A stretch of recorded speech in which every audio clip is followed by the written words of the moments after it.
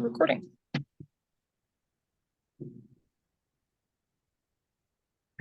All right, did anyone have any announcements?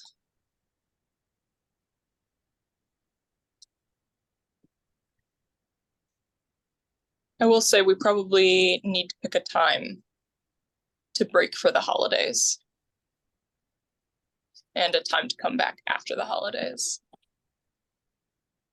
Yeah, I'll announce that Gareth Perry's eclipse, I don't know, like trying to think of a good word for it.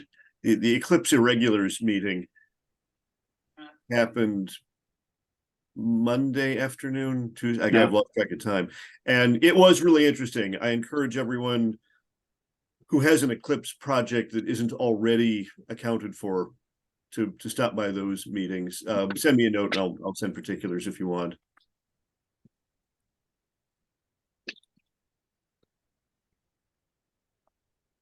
Would that be the WWV interest group? Well, it's not. It's because I was going to say they also the afternoon. Yes. You mean that was a different meeting.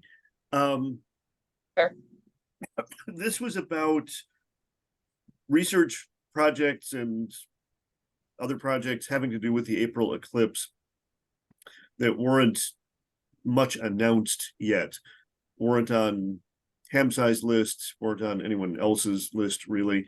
So, for example, John and I talked about the CHU Along Path monitoring project.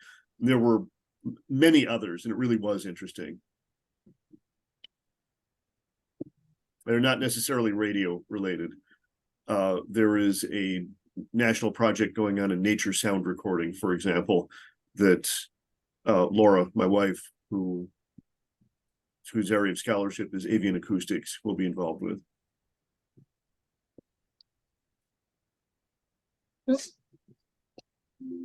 For what it's worth, Rachel, we canceled the solar eclipse QSO party calls on the 21st and 28th of December. 28th and 21st. That's very fair.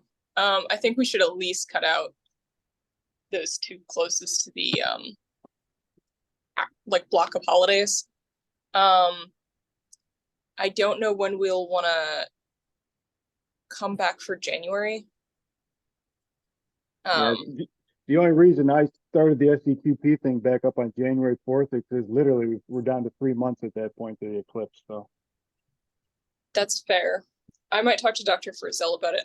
Since I'm studying for qualifiers, I have a vested interest in keeping early January for studying, but I actually don't think this will take that much time. And I actually think probably a little bit should be up to John. Right, because if you don't have any significant hardware updates, you're still, solidly in vacation mode until some point in January. I think getting back together the Thursday, the first week of January, that's going to be a first, second, third. That'll be January 5th? 4th. 4th. I think people are still going to be sort of in fuzzy mode, but yeah. I'm gonna be out though.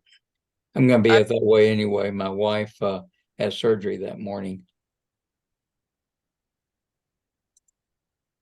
I guess I'd vote for the 11th coming back. The 11th works for me. I don't see any need to have something right after break because people won't really be working on it. Yeah. Well, that's what I was going to say. I picked the first day that you'll probably have results to share. So that's the 11th. Wait another week. I suppose there is merit to meeting to just discuss Grape things and do troubleshooting and do, data conversations perhaps. I have meetings in addition to this one specifically for the Grape too, so it's not going to affect me on that. So okay. Unless anybody else has a strong objection to not meeting on the 4th, I'd say let's skip it. Okay. So we're not meeting for 3 weeks. Yeah. Starting on the 21st. So no meeting. So next week will be the last meeting? Yeah.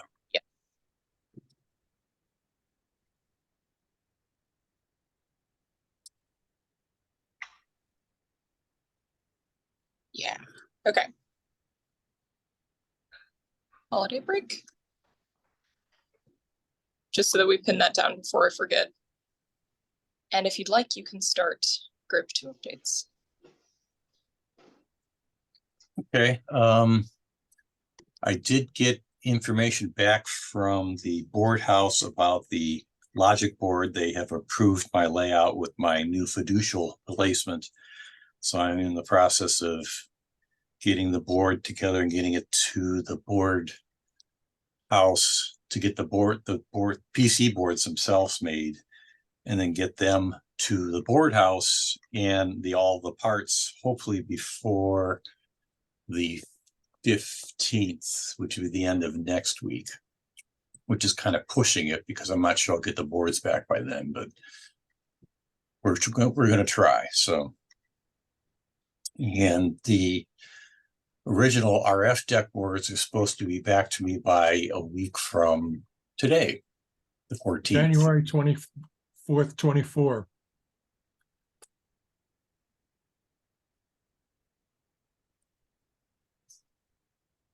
What's about January 24th? January 4th, 2024. Oh, I'm so sorry, yeah. Oh yeah, I will possibly make a lot of typos today. It is into the final stretch. It's graduate student death week, it's fine. Do continue, John. Bill Blackwell couldn't be here today. He had a conflicting meeting. He's making really good progress. We are actually piping information to Kung's status monitor for the status display of the running Grape 2, which will have a lot more of information. It'll contain real-time information about the 3 radio channels, min, max, and peaks, and average or normal, nominal for the 3 radios. We also have the magnetometer data showing up and GPS satellite constellation information. It'll basically be a real fully updated once per second real-time display of what the whole system is doing. Nothing in graphics. It's all going to be basically text. We're going to keep it really simple, but it will give a real-time indication to the user, which I think will be helpful because, especially on the radio channels, it'll give the min and max for the last 24 hours. So you can keep an eye on if you're overloading the front end or if you can kick the gain up, because Grape 2 will have an adjustable front end gain. So that's moving along well. Kung is doing a good job on getting the data monitor working. I may let him chat about that in a minute. And I'm in the process of trying to get all the parts together for the second board build. In addition to, let's see, this is senior project week at Case, and I'm flooded with all my senior projects, so I've been kind of busy with that. But other than that, I think that's pretty much where I am at. Kung, do you have anything to add? Nothing besides a demo of the status screen. Yeah, why don't you go ahead and do that? That would be good. Yeah. Oh yeah, I can share my screen. Okay.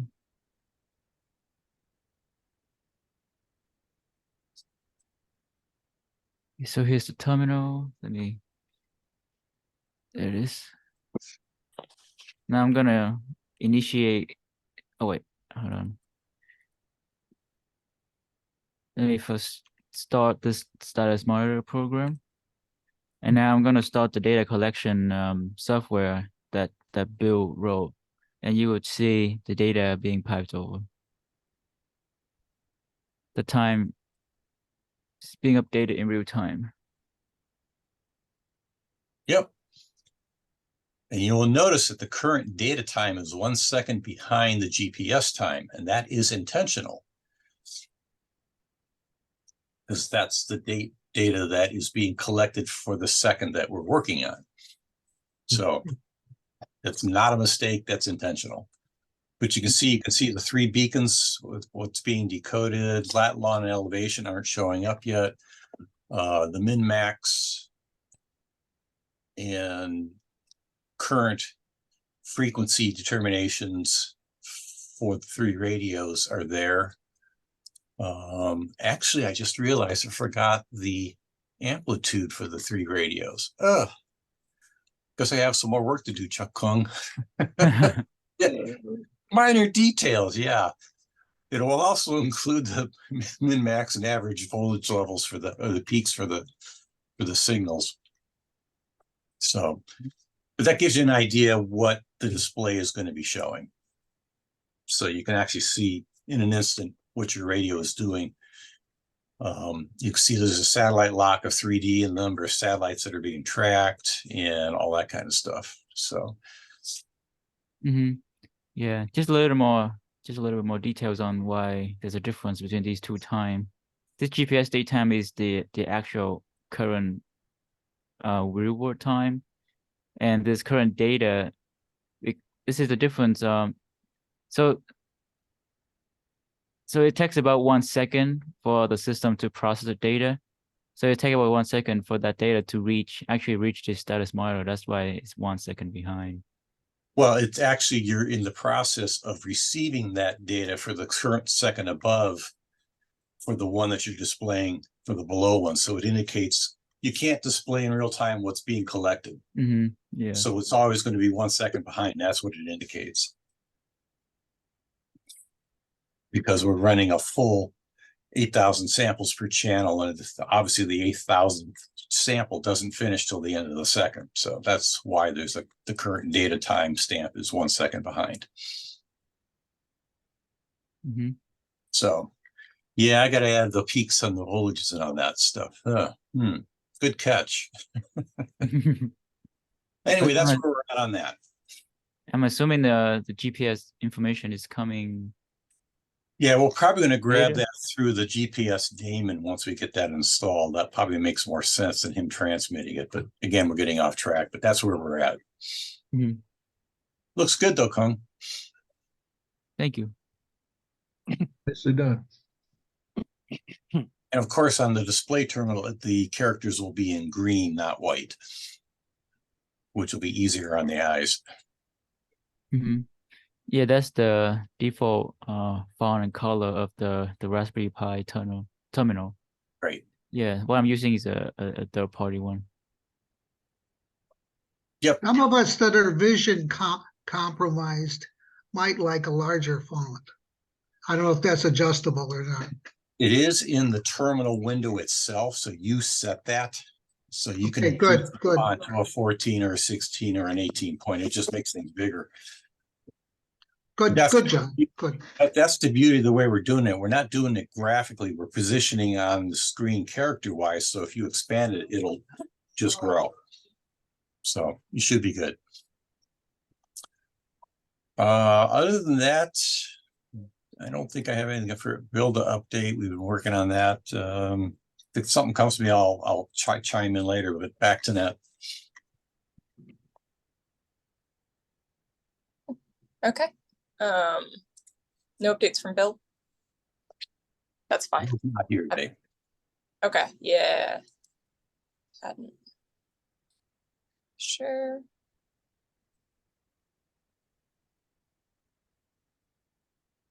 Okay. Oh, there is one more thing. I received the 35 Leo Bodnar GPS DOs Tuesday. And I was able to talk him into from $160 to down to about $130 per unit since we bought 38 of them, which saved us $1,800. So that was a woohoo. And Great. the 35 4 terabyte hard drives are on order as well. Are you okay, man? That was our whole problem. I'm getting pretty good at spending money and melting Nathaniel's credit card. It's a pile of soup right now.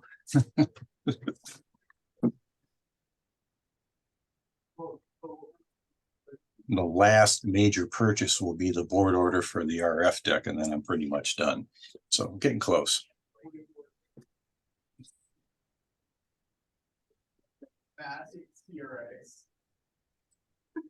Okay. Actually, it's the logic deck. The RF deck I'll get next Thursday. Logic control deck, or I haven't figured out what I'm calling it yet. I think it's Grape 2 logic controller. That's what I'm calling it. Yeah, that's right. Call it the logic deck. Yeah. Sounds cool enough.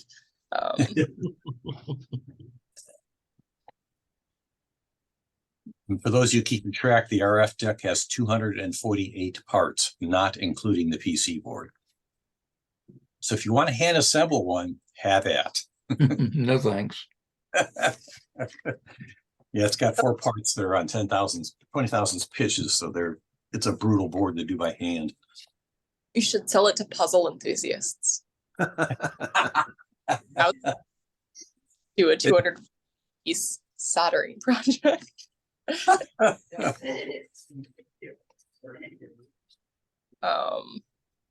All right. Any other updates on Grape 2 or deployment? Yeah, nothing's coming to mind. I think that pretty much summarizes it. Let's move on then. Any updates? So in terms of talked about before, any updates on the Grape amplitude drop-off issues? Well, I got a nice email from Bob, W1XP. Bob, would you like to explain what you found out when you ran your tests? Ooh. Well, what I learned, I didn't have a lot of time because I had to travel. I'm now at the North Carolina QTH. But Friday, I warmed up the 606 generator for a while, not long enough. It's good in amplitude stability, but it's not very good in frequency stability by current standards. Yeah. And essentially, I just stuffed a 10 megahertz signal into my 10 megahertz Grape, which supplies audio to both the FL-Digi and the digital RF pies. I essentially ran the input from minus 110 dBm to up to 30 dBm, minus 30 dBm. And I didn't observe any dropout on the spectrum display. I was trying to use the DRF display, amplitude display, but I wasn't, the time, the response bandwidth, whatever you want to call it, on the display is so long. I wasn't staying at the various amplitude steps, which were in 10 dB. But the spectrum display behaves just the way it should. It basically went up 10 dB for every input change till it got to saturation, and it is in hard saturation at minus 30 dBm input. And I saw no sign of the dropout at all on the spectrum display. Interesting. Did you display in FL-Digi the analog waveform that you could actually see the sine wave of the input waveform to see how badly it was clipping? Well, actually, John, I didn't look at it. Oh, okay. But every board we tested for the 15 boards that we shipped, I did that on, and I never noticed any dropout. and I measured the saturation point on every board, Okay, just to make sure, you know, the op yeah, amp no, was that's, going that's a in good thing to do. I full appreciate that. swing. And I was also measuring the audio passband, or just observing it, I'll put it that way. Mm-hmm. And in all that testing, I never saw any dropout. And I was using FL Digi as to look at the spectrum, the audio spectrum of each grape, and I never saw a dropout. And I was, like I say, I was measuring the tangential sensitivity and measuring the input level for full output on the grape, Mm-hmm. and I never saw a dropout. One test I was thinking of doing here is to take one of my HF transceivers and stuff that into an FL Digi thing. It won't have the stability we need for Doppler measurement, but at least I should be able to see if the dropouts coincide between the two. And if anybody else can do that test, I would encourage them to do it. Actually, I'm going to be able to do the test on the digital RF because I have a 10 megahertz sine wave source right there, and I have a 0 to 80 dB attenuator that I can plug into the antenna input. So I'm going to set a goal for myself of trying to have that stuff resolved by next Thursday. I'll get back to Bill before that. But I mean, you guys are the experts on this, but I've been convinced. I've been observing that dropout all along. So I've always attributed might be a real effect. Who knows? Well, we took a brief look at the output from the local my backyard ionospheric sounder. That's Haystack Observatory. Yeah, well, I'm in their backyard, or they're in my backyard. I can see the towers of the 400-foot rhombing. Anyway, I've observed these dropouts, and like I say, I am a professional, but not with the background of a lot of these people here. And I've always thought it was just, you know, the MUF gets too low. And like I say, we looked at the local ionosphere, which of course isn't where the midpoint of the hops are. I suspect it's too hot most of the time into New England. But the MUF was definitely the critical vertical MUF was below 3 megasecond, below 3 if I remember right. So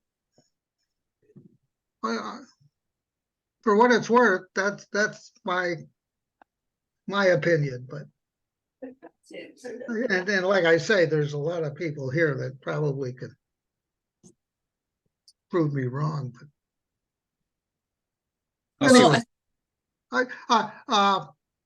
if anybody can, I'd like to do the test I did over, because I had to pack and everything to leave the next morning, and so it was a little bit rushed. But I think it's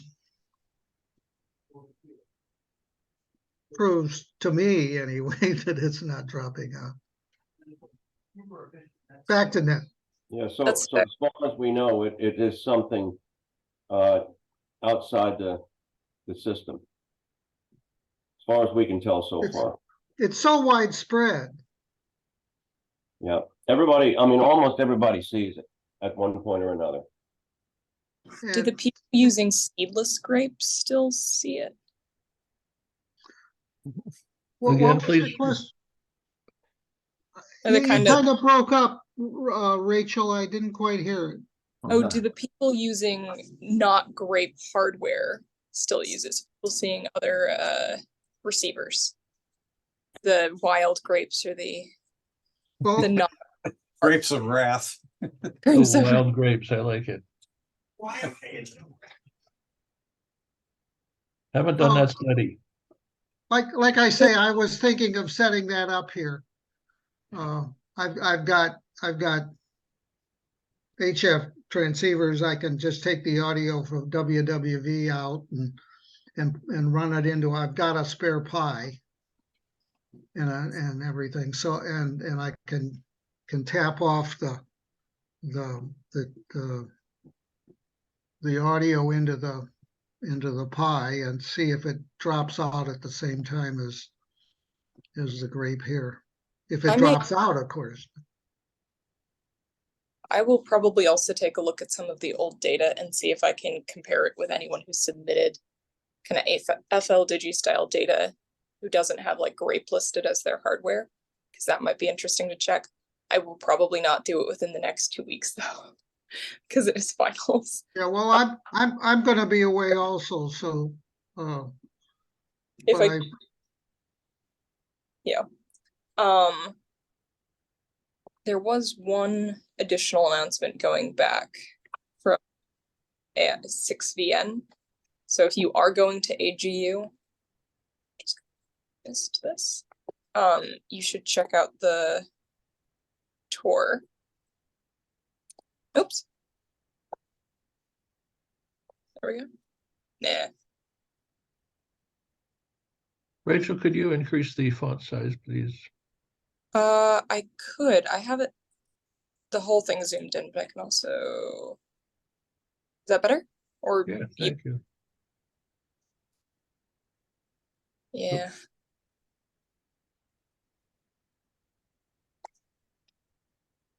Uh, 6VN.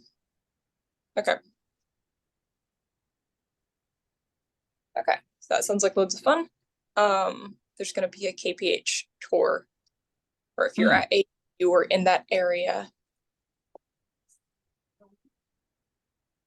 And 88Y really recommends it. Okay. Speaking, while we take a break to go back to announcements, did anyone have any other stuff that they'd like to talk today, just so I can Rachel, sure. I wanted to ask a question about whether people are running both the FL Digi and the DRF off of one grape, if anybody's doing that. I'd like to see if the people have had experience setting that I up. don't know if you could see my hand up. Yep, I do that as well. Okay, I'll need to talk to Bob and you and maybe get details on exactly the startup procedure. So we could talk Push about the that. wires together. Yeah, I just wired the audio together. I think Bob is using isolation transformers, but we share the audio. Dave, did you get my email on the parts and all that stuff for it? Oh yeah, I did, John, Okay. for sure. Okay. And all of it's great. There's a lot there to digest, so it'll take a little while. But it'd be interesting. I'd love for Mike Lombardi to get a DRF system at his place, which is just it's like 100 kilometers south of WWV. Mm-hmm. Having the DRF has been really interesting. I've just had some neat waveforms to look at, and but there's nobody else in the neighborhood that's collecting data around here. So I don't know if it's anomalies I'm looking at, or if there's, it would be nice to have somebody also nearby, whether they're seeing some of the same things I am. But Where are you geographically? I'm 13 kilometers away from WWV. Okay. Phil Karn has documented that there are distortion products in some of the amplifiers at WWV which introduce phase shifts. not all of the transmitters have that problem, but 10 megahertz is one of them where you Yeah, will 5 see. and 10 are the big old tube ones, and they're a different class stage, output stage. And Yeah, there've been noticeable issues with that. Yeah. You're So- absolutely right. So yeah, Well, yeah, I'm not- Phil knows this in detail, and he has the details of why. And we do have some line of sight receive sites that are GPS disciplined that hopefully soon will be contributing Grape data from N6GN's site. It's up a line of sight 20 kilometers from WWV. So Well, it'd be great to have a comparison, so that'd be really good. we this would be coming from the Whisper Demon software package. Oh, We've okay. been working with Michael and hopefully Franco and others to figure out how to get the IQ files, which we were already recording, but get them into the digital RF format and uploaded to the server, to the Grape server. But once you do that, you'll have recordings, IQ recordings that are GPS disciplined for all of the WV transmitters. That will be he's up on top of a mountain, N6GN is up on top of a mountain above WWV, so he's actually probably right in the peak of the radiation pattern of the antennas. Yeah, I know right where it is. So, Yeah. and they have line of sight of the antennas for sure. I have line of sight of the antennas as well. Yeah. So.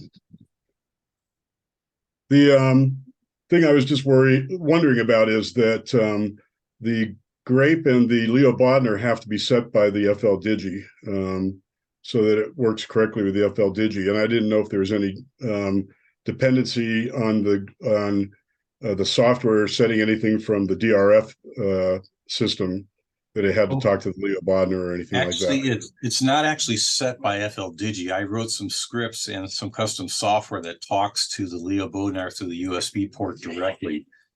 That sets all the registers to set the Leo Bodnar to the right frequency. So That's in the 82-step document.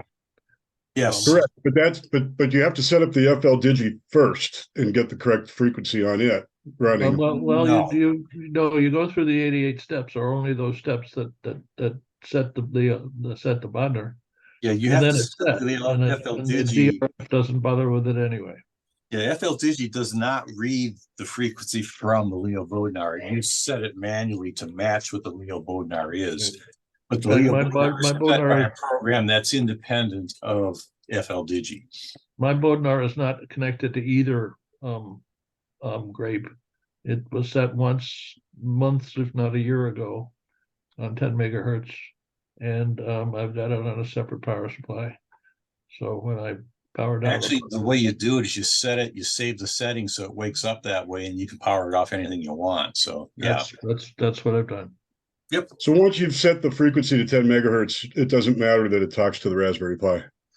Correct. That's right. Okay. I wanted to verify turn it that. off and on again. It's persistent. Because we had set it via the Raspberry Pi. I didn't know if there was any communication it needed to do. So No. That's good. Okay, that makes sense. So just split the audio and should be good. One of my concerns is I've got two Grapes sitting side by side. Would I get any interference from both of them since they're both producing 10 megahertz signals and I'm trying to monitor 10 megahertz? Well, if you use the splitter scheme I showed you for the Leo Bodnar to run both of the Raspberry or the Grape ones, they're at the same frequency exactly, so they're not going to interfere with each other. I have done that. I have done that as well, and it works. Okay. So split both the Leo Bodnar and then the audio out of the Grape. My Grape 1 does not load down the output. I mean, it's not a 50 ohm load, so the Leo Bodnar can drive it without any trouble. Did you up the output at all from the eight? No, I didn't. What is it? Millivolts? I think it's presenting like a 450 ohm load. So 220 ohms is not even close. 8 mils, it's fine with that. So you should be good. I mean, if you want to look at it on a scope, you can verify it, but I don't think you're going to have any troubles. Sounds good. Thank you. I will endeavor to do that. That sounds like a good project. Sounds like fun. Christmas time. It's more toys. You only need one shoulder to work on it. The only thing I really need to buy then for a second, for the DRF is to get the hard drive. Yes, What are It's those about running nine- right now? yeah, they're running about $100. In the case, I think is $15, $20. Okay. I can send you the links for both if you want them. Yeah, please do, John. Okay, all right. Something else. I got all that stuff off Amazon. Yeah, you have to be a little careful on the hard drives on Amazon that you want to get it from Western Digital, because there are a lot of people selling used ones as new, and there have been That's good failures. advice. Definitely good advice. So be careful. But you can buy them directly from Western Digital, and they're $92 or something like that. I know I just ordered 35 of them, so. Very good. Thank you.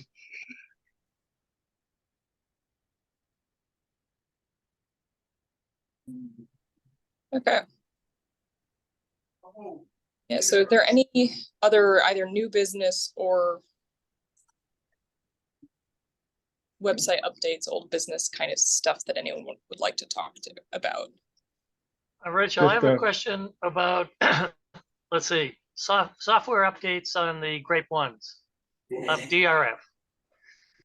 Yeah. And maybe Bill can answer this, but most of the updates, even limited for security, are LibreOffice and mail like Thunderbird.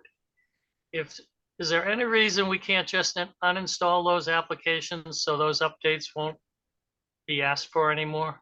You can certainly uninstall them. The only reason I left those on there was because if you'd like to take a screenshot and then paste it into a document and copy it, and I mean, that's really the only reason I left it on there. If you're not planning on doing that, you don't need those. The system makes no use of anything in LibreOffice. Okay, because the only thing I do take screenshots, but I don't put them in a document. So that won't affect the screenshots, right? Correct. Screenshot is a separate app. It's its own Okay. mini app. Okay, that's all I have.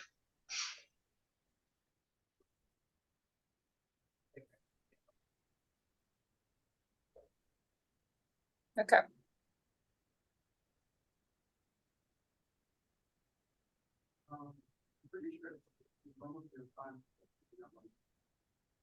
Okay. Does anyone have anything else that they would like to discuss, either from new business or old maintenance stuff?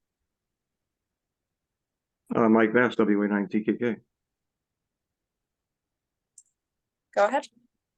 Yeah, I had a power outage for about 2 hours a couple of days ago, and when I checked the graph for the download data, it shows a straight line after the power was restored. So the whole Grape thing did not recover when the power was restored. So, but at 5 o'clock that day, which is 0000 UTC, everything did come back in, and all the data was recorded. So I got 1 day there with nothing after about 10 a.m., which I think was about 1700 UTC.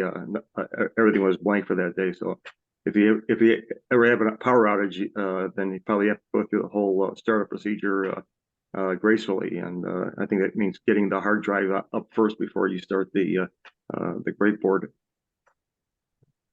Is this digital RF or the FL Digi? Grape 1, yeah, the Grape board. But are you running FL Digi version or the digital RF version? Digital RF. Oh, okay. Yeah, something's wrong there because the system is designed to restart automatically when it gets power back. So we need to take a look at your system, have a look and see what's going on. Okay. I've had that same experience if I've gone to restart the system. If the hard drive comes up at the same time as the Raspberry Pi, it won't boot. But if the hard drive's allowed to spin up for about 30 seconds, then you're fine. Oh, that may be what it is. It may be a sequencing thing. Yeah, that 30-second let the hard drive spin, that was part of the procedure for starting it up. And you won't have that with the power failure coming back. I don't know if there's any way to you'd have to do some, you'd have to have an external switch, right? Oh, we're gonna make this fun on massive kicks. Well, adding a 30-second delay to the boot is very difficult because that's kind of a root system function. I'm not sure, Bill, how we would solve that. That's a tough one. Yeah, when we were involved in writing the procedure, that's why we put the delay in Yeah, on the startup. maybe the answer is a UPS. Well, that's That's- why a that's number what of I us have. actually run on 12 volts, but We have power failures here all the time, so I just run everything in my shack and all the Grape and everything included all on UPS. I do the same. I'm running off 12 volts. I mean, at least it happens at least a couple times a week. The power goes off, maybe just a couple of seconds, but it'll reset all your clocks and screw up your Christmas light timer and all that. Really? Wow. That's unacceptable. I live out in the country, you know. Ah, How old is the wiring to the house? Is it over 50 years? Well, between my house and the power pole, we had that. That's just about 8 years old. Okay. And it runs in conduit. When I upgraded my house to 400 amps, the power company replaced all that.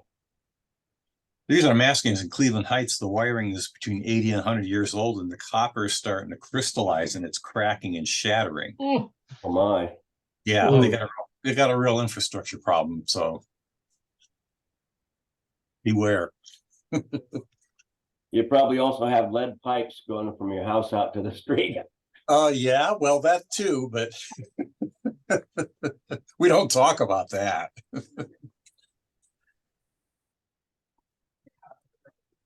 Back to net. Okay. We seem to be making decent time. I might have just jinxed it by commenting. Yeah, we're going to be here for another hour. Thanks, Rachel. Well, I have, but you guys are. Does anyone have any other, either old business or new business they want to talk about?